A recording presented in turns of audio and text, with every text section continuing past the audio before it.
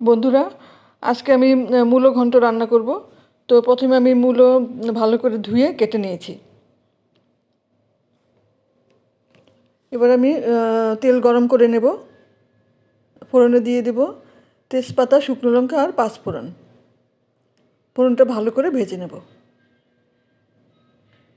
হয়ে গেছে ভাজা। এবার আমি কেটে রাখা মূলো দিয়ে দেব। একটু নেড়ে চেড়ে নেব ভালো করে।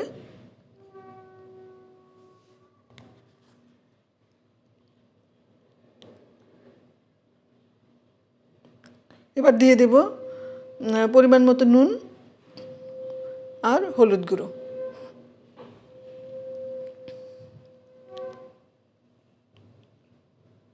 ভালো করে মিশিয়ে নেব সব কিছু, নিয়ে কিছুক্ষণ ঢাকা দিয়ে রান্না করব।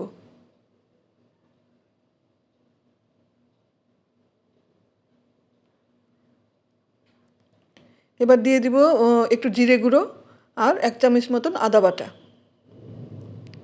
সব কিছু ভালো করে এবার কষিয়ে নেব। আমি আবারও খানিকক্ষণ ঢাকা দিয়ে রান্না করব।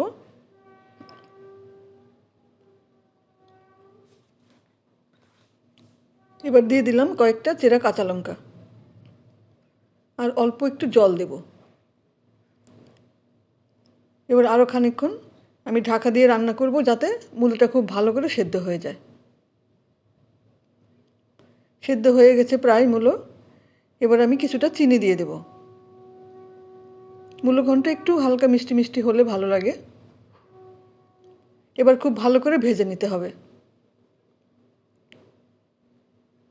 বেশ একটু সময় নিয়ে আমি ভেজে নিলাম। তেল ছেড়ে এসছে, হয়ে গেছে রান্না। এবার আমি গরম মশলা গুঁড়ো দিয়ে দিলাম।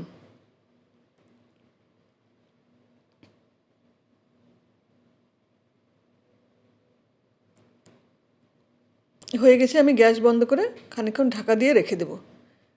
তারপর বেড়ে নিয়েছি।